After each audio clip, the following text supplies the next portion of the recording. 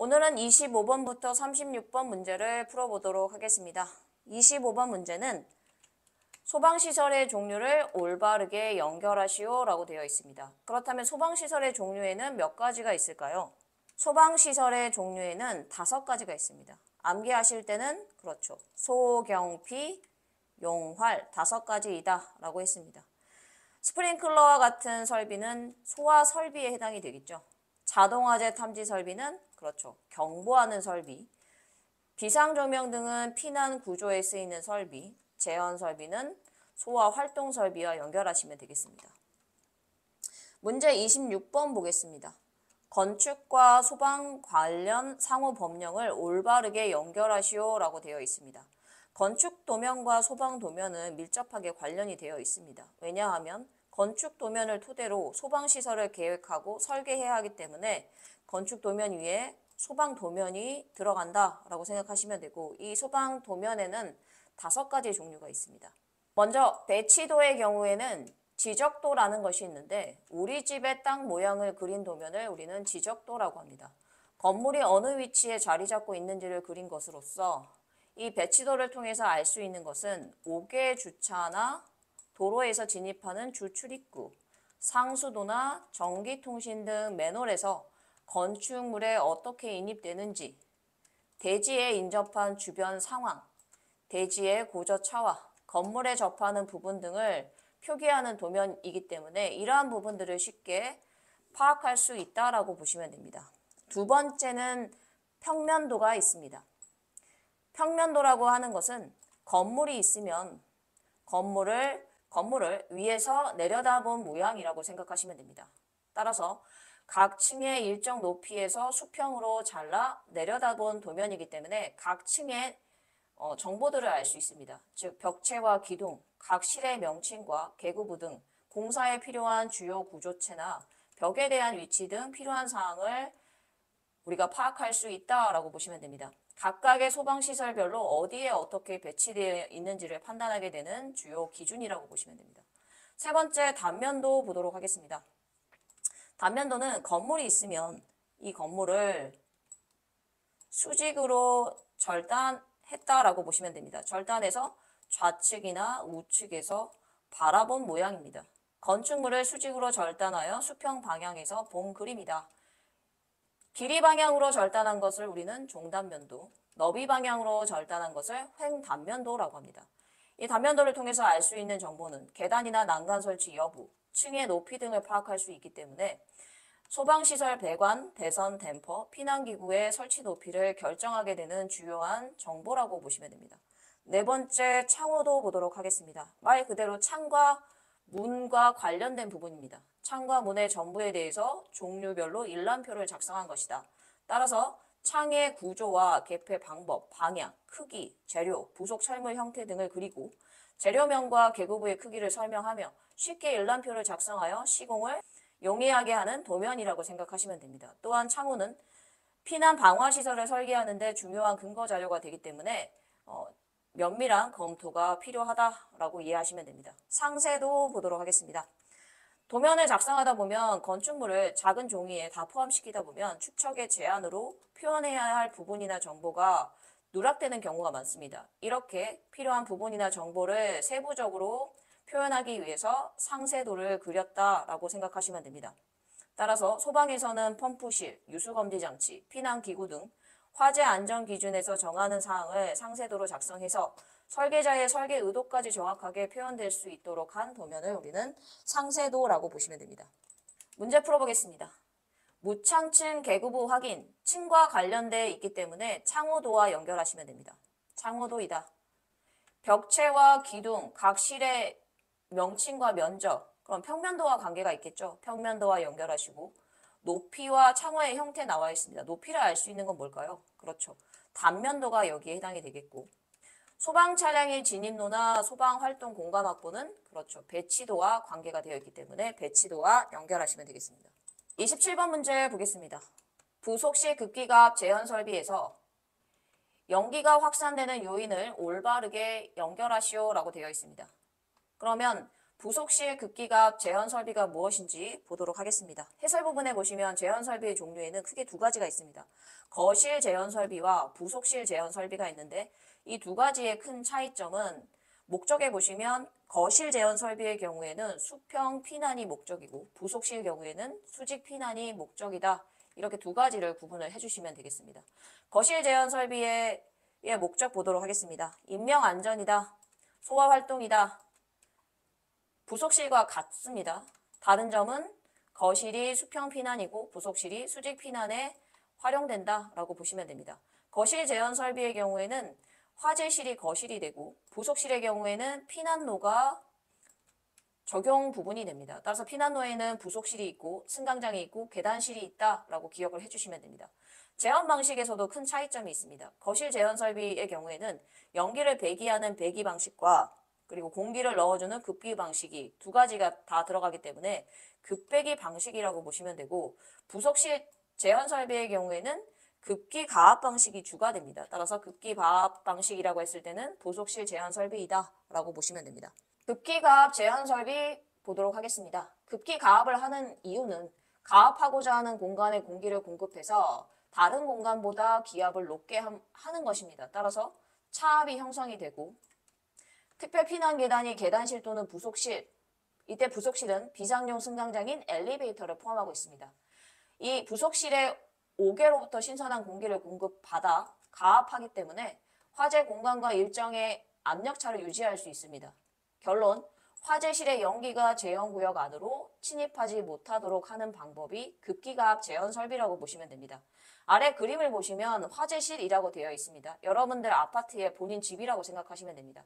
집에 불이 났으면 문을 통해서 출입문을 통해서 도망을 가게 되겠죠. 출입문을 열게 되면 그 앞에 승강기인 엘리베이터가 있습니다. 이 엘리베이터가 있는 공간을 우리는 그렇죠. 부속실 또는 승강장이라고 합니다. 이 공간에 급기구가 있어서 화재 시에는 급기 가압이 됩니다. 즉 신선한 공기가 채워지게 되고 화재실에 있는 연기가 이 압력차로 인해서 부속실이나 승강장으로 따라오지 않는다. 즉 급기 가압으로 연기 침투를 방지한다라고 보시면 됩니다. 그럼 사람은 계단실을 통해서 결국 어디로 갑니까? 그렇죠. 피난층 또는 지상층으로 내려간다. 이렇게 이해하시면 됩니다. 두 번째, 연기 확산의 요인 보도록 하겠습니다. 첫 번째 부력이 나와 있는데 화재 시에 고온의 연기가 가벼워지게 되면서 위로 상승하게 됩니다. 이 상승하는 힘을 우리는 그렇죠. 부력이라고 합니다. 화재 시에 실내의 공기가 뜨거워지게 되면 밀도가 낮아지기 때문에 이로 인해서 천장으로 연기가 집중되게 됩니다. 이 천장을 우리는 실링이라고 하기 때문에 실링 제트 플로우 현상이 발생한다라고 보시면 됩니다.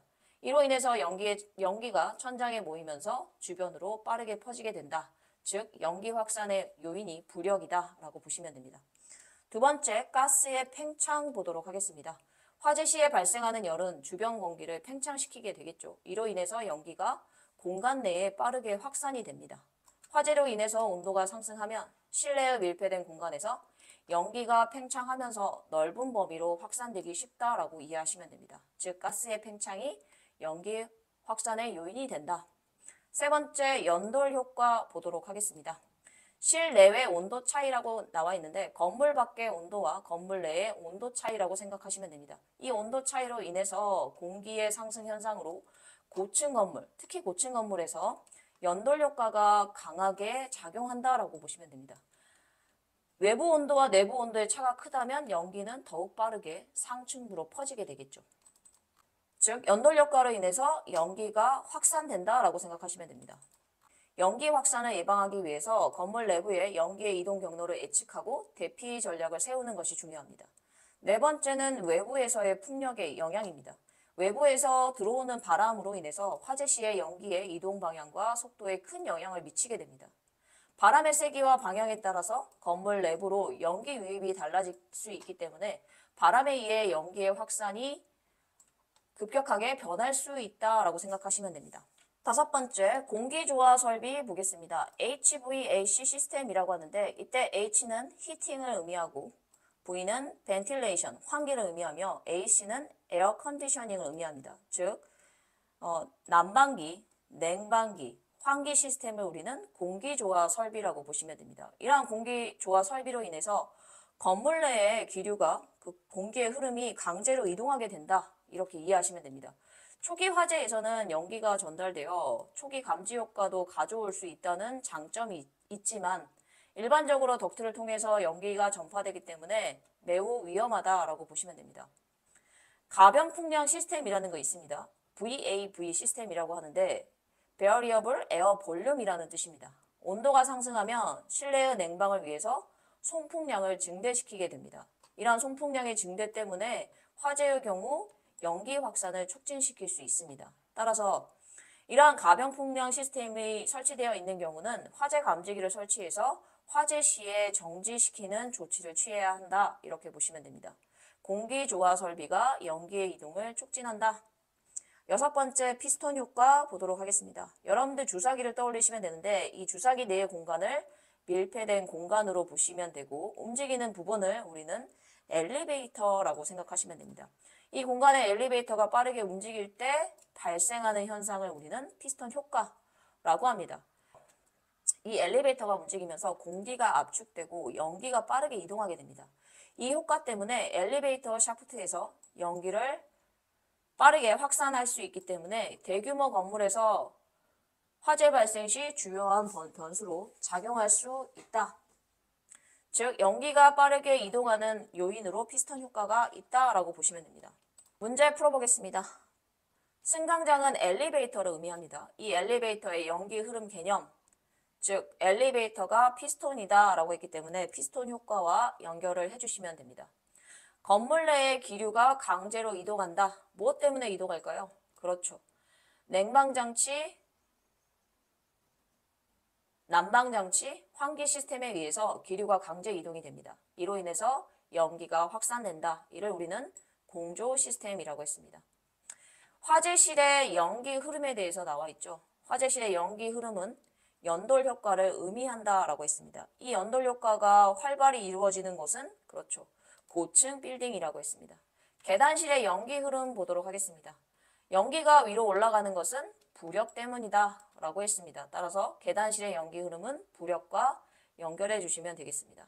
28번 문제 보겠습니다. 스프링클러 유소검지 장치 일제 개방 밸브의 기능을 올바르게 연결하시오 라고 되어 있습니다. 스프링클러 설비는 크게 네 가지가 있습니다. 습식과 건식, 준비작동식과 일제살수식이 있습니다. 습식과 건식의 경우에는 감지기가 없고 감지기가 없기 때문에 화재 상황을 어떻게 연출합니까? 그렇죠. 시험 밸브함을 통해서 연출을 하기 때문에 시험 밸브함이 있다라고 보시면 됩니다. 준비작동식과 일제살수식은 감지기가 있습니다. 그러나 시험 밸브함은 없다라고 기억해 주시면 됩니다. 습식과 건식과 준비작동식은 폐쇄형 헤드를 사용합니다. 즉 가멸체가 있기 때문에 가멸체가 탈락되면 물이 쏟아진다라고 생각하시면 되고 일제살수식의 경우에는 개방형 헤드이기 때문에 전체 헤드에서 물이 한꺼번에 방사가 된다라고 기억해 주시면 되겠습니다. 문제 풀어보겠습니다. 첫 번째, 습식 설비 시험 밸브함의 목적은 경보 설비 확인이 되겠죠. 즉 습식 유수검지 장치를 우리는 알람 밸브라고 합니다. 알람이 경보를 의미하기 때문에 우리는 경보 설비 확인을 위한 것이 습식 설비의 시험 밸브함이다 라고 기억하시면 됩니다. 건식 설비 시험 밸브함 보겠습니다. 일본인의 방수압과 방수량을 확인하면 됩니다. 준비 작동식 보겠습니다. 시험 밸브함이 없겠죠. 그리고 준비 작동식의 경우에는 폐쇄형 헤드를 사용하기 때문에 디귿과 연결해 주시면 됩니다. 일제살수식은 유일하게 개방형 헤드를 사용하기 때문에 리을과 연결하시면 되겠습니다. 29번 문제, 건식 밸브의 주요 구성 부품을 올바르게 연결하시오 라고 되어 있습니다. 건식 스프링클러 설비는 구성 부품이 여러 가지가 추가가 되는데 첫 번째, 경보시험 밸브가 있습니다. 경보시험 밸브는 상시 폐쇄 상태이며 즉 밸브가 닫혀 있다는 뜻입니다. 드라이 밸브를 작동하지 않고 압력 스위치의 기능을 확인하는 데 사용된다라고 기억을 해주시면 되겠습니다. 엑셀레이터라는 것은 차량의 엑셀을 생각하시면 됩니다. 건식 스프링클러 설비는 2차 측 배관에 무엇이 있나요? 그렇죠. 압축 공기가 있겠죠. 압축 공기가 전부 빠져나가야지 가압수가 방사가 됩니다. 따라서 이러한 압축 공기를 빠르게 배출시키기 위한 급속 개방기구를 우리는 엑셀레이터라고 하고 급속 개방기구가 작동이 되면 당연히 클래퍼가 신속히 개방되겠죠. 세 번째, 경보정지 밸브 보도록 하겠습니다. 경보정지 밸브는 상시 개방이 되어 있고 경보정지 시에 사용합니다. 즉 알람이 울렸을 때 이 알람을 끄기 위해서 경보정지 밸브를 개방되어 있던 것을 닫으면 되겠죠. 배수 밸브는 상시 폐쇄가 되어 있고 2차 측 배관의 물을 배수시킬 때 사용하는 밸브이다 라고 이해하시면 됩니다. 문제 풀어보겠습니다. 경보시험 밸브는 압력 스위치 동작 기능 확인과 관련이 있고 엑셀레이터는 급속 개방 기구가 되겠죠. 경보 정지는 압력 스위치 동작에 의한 경보를 정지할 때 사용되는 밸브이며 배수 밸브는 상시 폐쇄되어 있고 언제 작동한다? 그렇죠. 2차 측 배관을 배수할 때 배수 밸브를 열게 됩니다. 30번 소방설비의 보수 항목을 올바르게 연결하시오 라고 되어 있습니다. 각각의 소방설비 구성 부품의 보수를 어떻게 하는지 살펴보도록 하겠습니다.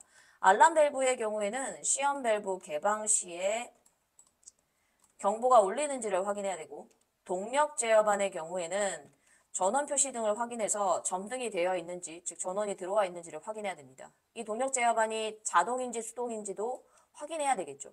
평상시는 자동 혹은 연동 위치에 있고 수동으로 주펌프나 보조펌프를 돌릴 때는 수동 위치에 두고 사용한다 라고 보시면 됩니다. 펌프의 자동 보겠습니다. 동력 제어반, 감시 제어반의 자동, 수동, 절한 스위치의 위치를 꼭 확인하셔야 됩니다. 동력 제어반, 감시 제어반 모두 자동 또는 연동 위치에 있을 때만 펌프가 자동으로 기동되고 정지될 수 있다라고 이해하시면 됩니다. 마지막으로 압력 탱크, 즉 압력 체인버 보도록 하겠습니다. 압력 스위치의 작동 여부를 점검하시고 단선 유무를 확인하시면 됩니다. 단선 유무는 도통 시험을 통해서 수신반에서 확인할 수 있습니다. 2차 측 배관의 밸브 개방 여부도 확인할 수 있다. 이렇게 보시면 됩니다. 문제 풀어보겠습니다. 알람 밸브는 시험 밸브 개방 시에 경보를 확인한다. 기업과 연결하시고 동력 제어반의 경우에는 배선형 차단기가 혹시 오프되어 있는지를 확인한다. 펌프의 자동의 경우에는 감시 제어반의 펌프 선택 스위치가 수동으로 있다면 자동으로 작동이 안 되겠죠. 따라서 이러한 부분들을 점검을 해야 됩니다.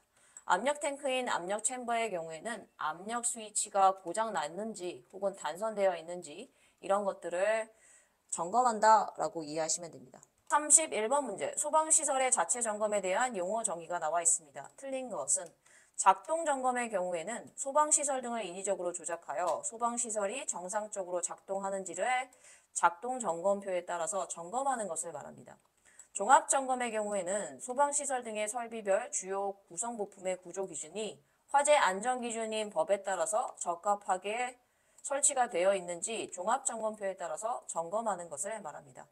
최초 점검이라는 것은 신규 건축물을 의미하며 건물이 새로 지어지게 되면 건축물을 사용할 수 있게 된 날, 이걸 뭐라고 합니까? 이를 우리는 건축물의 사용 승인일이라고 합니다. 이 사용 승인일로부터 30일 이내 점검하는 것이다? 맞나요? 최초 점검의 경우에는 사용 승인일로부터 30일이 아니라 2달에 해당하는, 그렇죠, 60일 이내 점검하는 것을 우리는 최초 점검이라고 합니다. 따라서 답은 3번이 되겠죠. 4번 보도록 하겠습니다. 종합점검은 최초 점검과 그 밖의 종합점검으로 구분된다 라고 되어 있습니다. 즉 종합점검 대상이 경우에 신규 건축물인 경우와 그렇지 않는 경우로 구분되기 때문에 이 두 가지로 나눌 수 있다. 이렇게 이해하시면 됩니다. 32번 문제, 자체 점검의 구분으로 틀린 것은 물어봤습니다. 작동 기능 점검 나와 있는데 앞에서 설명드렸듯이 소방시설 등을 인위적으로 조작하여 정상적으로 작동하는지를 점검하는 것을 우리는, 그렇죠, 작동 기능 점검. 종합 정밀 점검의 경우에는 소방시설 등의 작동 점검을 포함하는 개념이고 소방시설 등이 설비별 주요 구성 부품의 구조 기준이 법령, 즉 법에서 정한 기준에 적합한지 여부까지 점검하는 것을 우리는 종합점검이라고 합니다.